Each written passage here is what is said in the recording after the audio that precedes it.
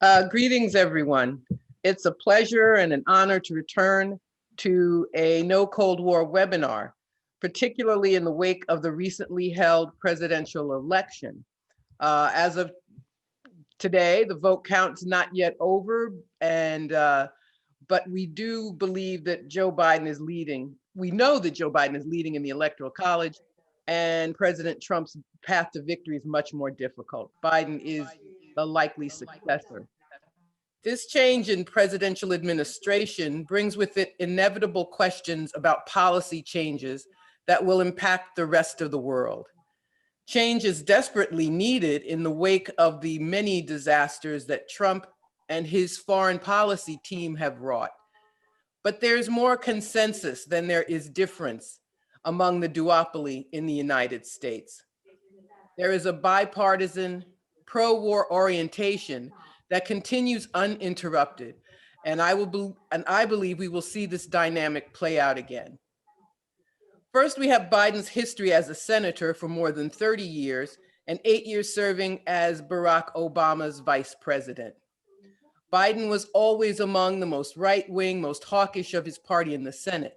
He's among those who supported the 2003 invasion of Iraq and later advocated that the country be partitioned.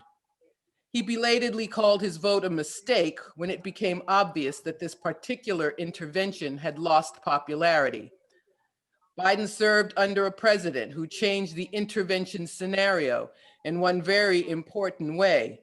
Instead of sending troops as George W. Bush had done, Obama preferred to use proxies to destabilize targeted governments, and he did so in Libya and destroyed that nation. He attempted to do the same in Syria, a policy which continued under Trump. Obama sided with far-right Ukrainians, some of them neo-Nazis, in that country's internal dispute in 2014 and drove an elected president from office. Ukraine became a de facto US colony, and Biden acted as a viceroy, who even got his son a well-paid position at a Ukrainian gas company.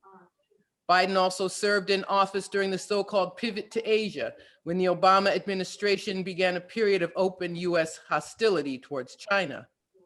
As a candidate, Biden's attacks on Trump have come from the right wing. He and other Democrats criticized the effort to overthrow the Venezuelan government only because they have failed to dislodge the elected president.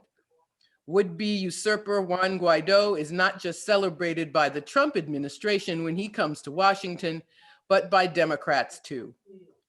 During their second presidential debate, Biden reduced the leaders of Russia and China and North Korea to the label of thug.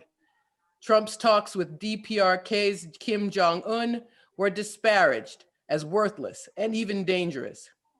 Trump and Biden competed with one another in a bizarre game of one-upmanship as to who would be tougher on China. The country blamed for the coronavirus pandemic, yet the one which has made the most progress against the disease and the only one to prosper in spite of it. There is another indication that the doctrine of intervention, proxy wars, and sanctions will continue. The military-industrial complex is a powerful force in American politics. The CEO of Boeing, one of the largest defense contractors in the country, made clear that he was comfortable with either man being elected. He said, quote, "I think both candidates, at least in my view, appear globally oriented and interested in the defense of our country, and I believe they'll support the industries. I don't think we're going to take a position on one being better than the other," unquote. Why would he want to do that when he knows that both parties will do the bidding of Boeing and others of its ilk? We can see the connection between the military-industrial complex and the government through campaign fundraising. An example is Paloma Partners, a hedge fund which contributed nearly $10 million to the Biden campaign. Paloma has 260,000 shares of stock in Raytheon, another defense industry giant. Can you hear me? Raytheon is a major weapons supplier to Saudi Arabia and its CEO was equally unperturbed by the election outcome. When the Trump campaign claimed that Biden would cut the military budget, the head of Raytheon declined to criticize, as he said, defense has always been a bipartisan issue. That is an understatement. These hedge funds investing in Boeing and Raytheon and Lockheed and McDonnell Douglas and so on utilize political action committees, which can make unlimited contributions, and they do so liberally to both parties. There is no reason to question Biden's alliance when the people who give him money tell you there is no reason to even ask the question. Imperialism is bipartisan, and it also has a revolving door of people who were Obama administration officials who are now advising Biden and will no doubt accompany him back to the White House, the State Department, and the Pentagon. They penned essays in Foreign Affairs magazine calling for China to change in some way that America would like. Democrats and Republicans urged good relations with China when they overwhelmingly approved a vote supporting China's entry into the World Trade Organization in 2000. Senator Joe Biden was among them. According to the New York Times, this is what Biden said at that time. Quote, permanently normalized trade continues a process of careful engagement designed to encourage China's development as a productive, responsible member of the world community, unquote. Mr. Biden also predicted that Delaware's chemical and poultry industries would benefit, as well as General Motors and Chrysler, both of which operated major plants in that state. Of course, deindustrializing the United States was also a bipartisan project. As long as China manufactured cheap goods, the relationship was cordial.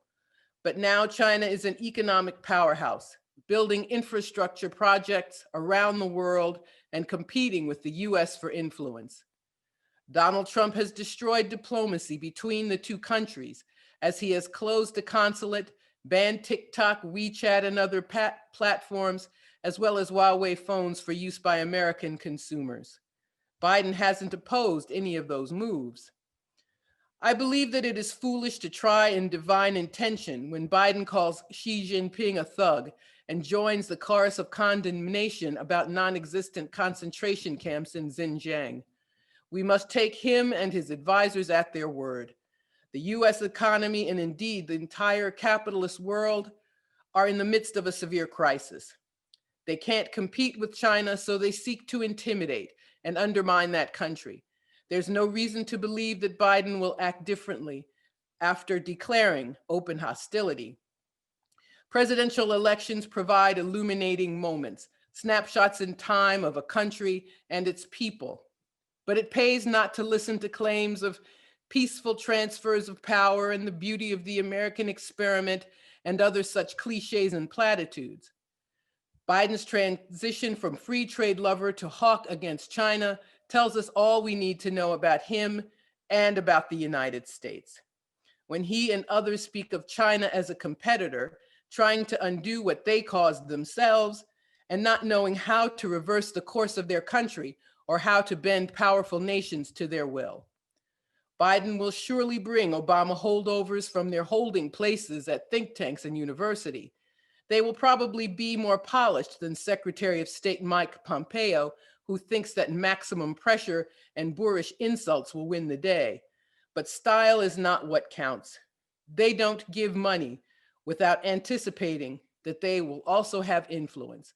They don't build planes, helicopters, and battleships for show. Ultimately, they build them to be used, and that is never good news. Biden has already said that he will renew the New START nuclear agreement with Russia.